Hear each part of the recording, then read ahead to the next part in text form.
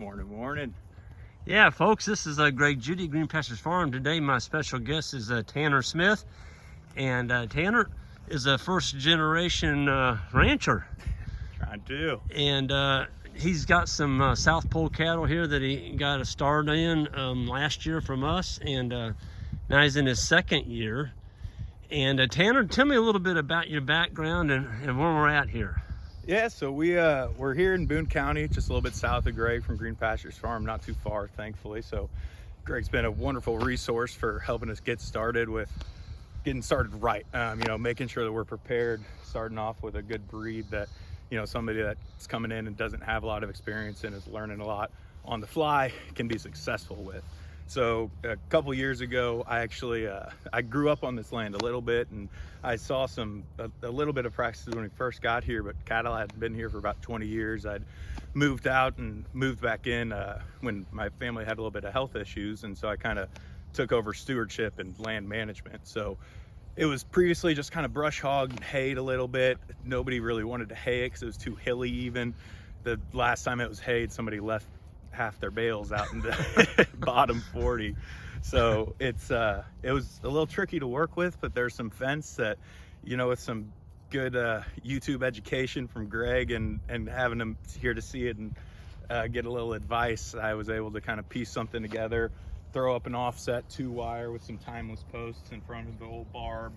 I got some tape up there that's good visibility. It's okay as well, but the timeless posts are great. It's all true advice that you hear there, and really just set up a secure perimeter, get some cows out here on the land and something I can work with and start learning how they move, their grazing patterns, what kind of paddocks to give them, how to set up the water. It's the constant learning. It is. You never stop with it. So it's really been a great experience. I found personally, I have my own personal health journey. I really got into gardening, and I started to get into agriculture, wanted to produce the healthiest food possible. And when you want to find a good protein source, you don't find it in the grocery store. You can't find something that you morally feel great about and that your body loves and agrees with. And that started in the garden, and eventually I had the opportunity came about to kind of do some land stewardship and find some of the best beef you can get out there. So we've got a mix of steer and some cows, heifers. I really like the herd mentality with that, but beef in the freezer was always a big bonus to using them as their land management tools and diversifying their impact around here. So it's been great. My partner works at Lex Linzeman, works at Columbia Center for Urban Agriculture here in town, which is another great connectivity of resources, and anybody locally around Greg can kind of go through with them and see that she bringing these out here, getting that healthy food where you can see where it's coming from, the garden, the grazing. It really kind of puts the circle together, lets you see it. You can keep that in the community and really build around that and get something better you can get in the grocery store. Well, anybody that's ever met Lexi, immediately you go, oh my gosh, she's very passionate about this whole journey on the health side of it. And it's right. Yeah.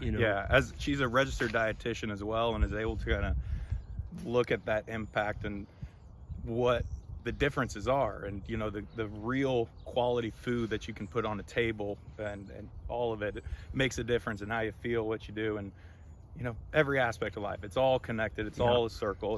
It's all. Tanner, it's been a really a journey for you. I mean, like you said earlier, you had some health issues early, and now I've only met you in the last couple of years, but you've really come a long ways in the last 4 or 5 years. Yeah, I think it was about 5 years ago. I was about 200 pounds heavier. 200 pounds heavier. Yeah, I capped out at around 420 pounds. And folks, look at this guy. I didn't have a lot of cares. I didn't care about what I was putting into my body. I didn't get a lot out of my body.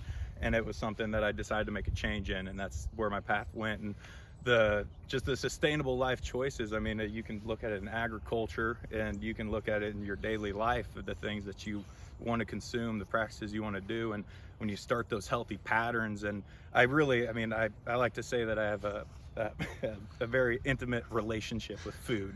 I like to see it from the seed to the plate, like CCUA says, and this is part of that journey, and something that really helped me stay focused and centered on it, feel that good energy and thrive around it, share with the community in it, and it's, you know, there's not a lot of downsides to it. Right. Well, when you can spend every day, you know, you come out here, you and Lexi, and spend time with your animals, and you can look at what they've done. Look at your neighbor's land over there and look at yours. Yeah, it's you know, Bradford Parish pretty much. Yeah. There's just not a lot going on. Not a lot going on over there. You're not capturing any solar energy. And then you look at your place and you look at these healthy animals. And, you know, this is going to help feed you and your family and in your community. What do you say to people that are saying, you know, livestock are destroying the planet? What's your answer to that? It's livestock are a very important tool in the toolbox, and you can always abuse a tool.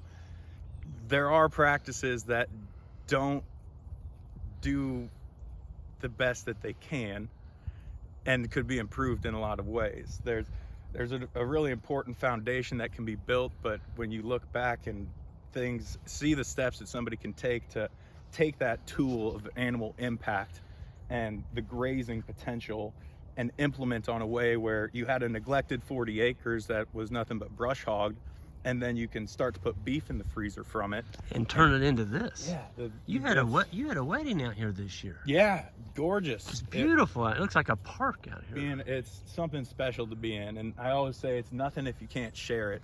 And so being able to be a part in some of that, and not just walk to the grocery store and not know nothing about where my beef is coming from, and really be happy about where it's coming from, and see how good of a tool it can be and utilized in the right fashion. It's just it starts to make a guy wonder why you would do it another way. Well, Tanner, I mean, you're a personal example of health and where you were at. I didn't know you when you were heavy, but for you to sit here and say, you know, you lost 200 pounds, folks, that's more than I weigh. Okay, quite a bit more than I weigh. And you know, Tanner, I can tell by looking at you, and I've been around you now for 2 years. You're definitely a health specimen now, and I think part of that is your lifestyle. I mean, you're spending time outside. You've done a lot of fencing out here. Folks, when I came on this farm 2 years ago, and I saw it, and I'm like, well, I don't know. And anyway, I told Tanner what he needed to do, and he did it. I came back, I think it was 3 months later, and I was just blown away with the work this young man had done on this farm. And he's really got a nice perimeter fence. He's got paddocks put in. He's got some water, and he's doing it. He read about it, but he's out physically doing it. And I think at the end of the day, you have to get out and do something. And you and Lexi have done that. And so my hat is, you know, kudos to you folks. And I was going to ask, do you all have a website yet, Tanner?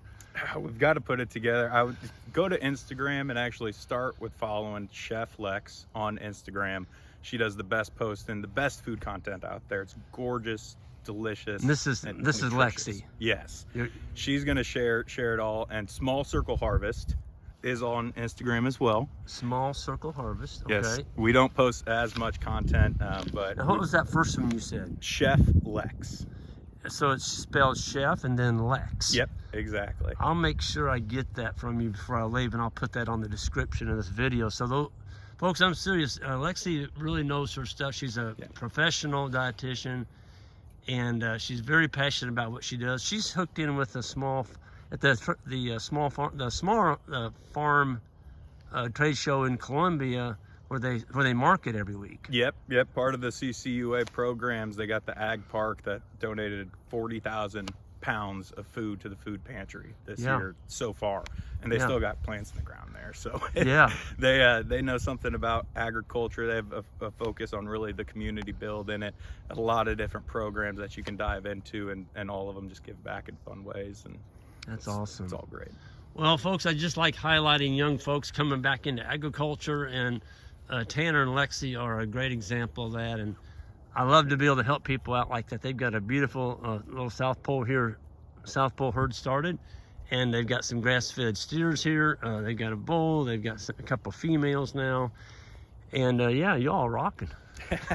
We appreciate you, Greg. Wouldn't be here without you. All right, well, folks, I'll go ahead and wrap up there. I just wanted to highlight what Tanner and Lexi have done here in Boone County, Missouri, and we'll see you all down the road. And thank you, Tanner. And folks, hit that subscribe button on the way out, And also on Saturday, I'll be in Columbia speaking at a farm show there. I'm going to try and put a link to that. So those of you in Central Missouri, Brittany Sullivan is in charge of signing people up. I'm going to have that link on our website as well. Y'all have a good one.